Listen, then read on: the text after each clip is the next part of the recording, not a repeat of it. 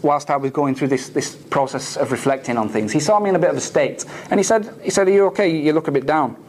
And I just said to him, just casually, I just said, "Look, I've been thinking recently, is there more to life than what I used to believe?" And his eyes lit up when I said this. And he said, "You mean, does God exist?" And I didn't mean does God exist, but he said, "Do you mean..." And I thought, well, I said to him, "Well, not really, but I'm willing to discuss it." And we started chatting about basically where did I come from, why am I here? And he said, this was the question that was put to me, where do you think you came from? I thought, easy, I came from my mum and my dad.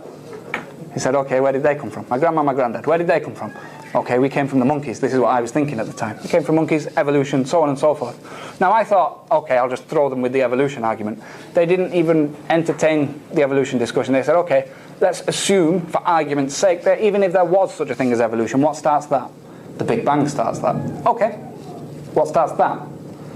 Now, the subject of where everything came from, what started the universe and creation, they don't really have an answer for that. For years and years and years they said it was the Big Bang that started it. But even now, today, scientists are saying themselves, admitting that, look, an explosion, a bang, is a reaction to something else.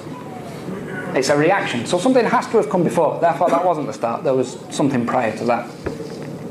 So I went away and I started looking into this. And the principal explanation they use, that they have various ones, and they try to use science to answer it, is that, look, matter collides with antimatter, and you have an explosion, and that's the Big Bang. And because matter is 1 and antimatter is 0, the universe came from nothing, because 1 times 0 is nothing.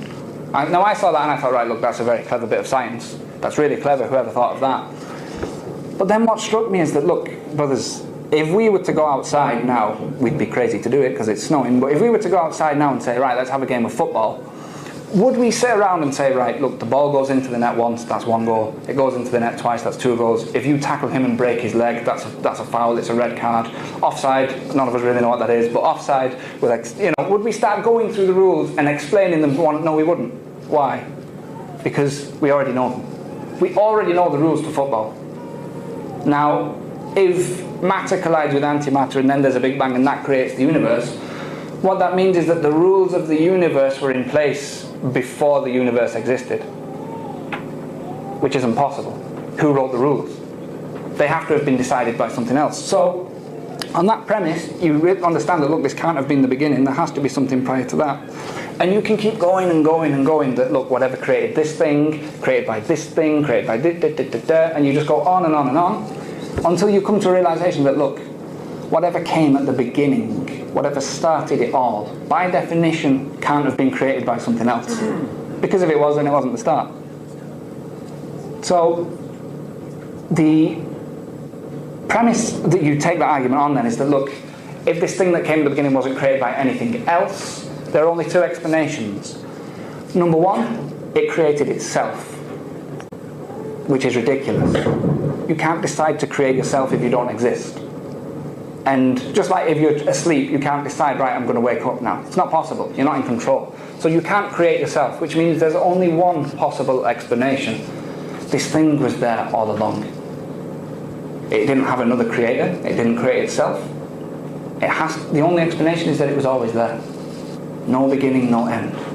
So when you realize this, you think, okay, it was there all along. There's a few things you can work out about that. If it's there all along, that means it never got old. It doesn't get hungry. It has no weakness or flaw. Remember, I'm not calling it God at this point. I'm just saying there's something. There's a something out there. It doesn't have any weaknesses. It doesn't get old. If the universe is based on rules, this thing came first, which means it obeyed no other rule. It decided to create everything else. It has a will of its own. Intelligence. Not only that, but if it's there all along, then it's infinite. It has no bounds. There can't be more than one of it. Because if you say that there's 2 infinite things, then they can only be as big as each other. There's a limit on that. So there can only possibly be 1. So now, okay, 1, it's flawless, it's infinite, it's got a will of its own, it created everything. Kind of sounds like God now.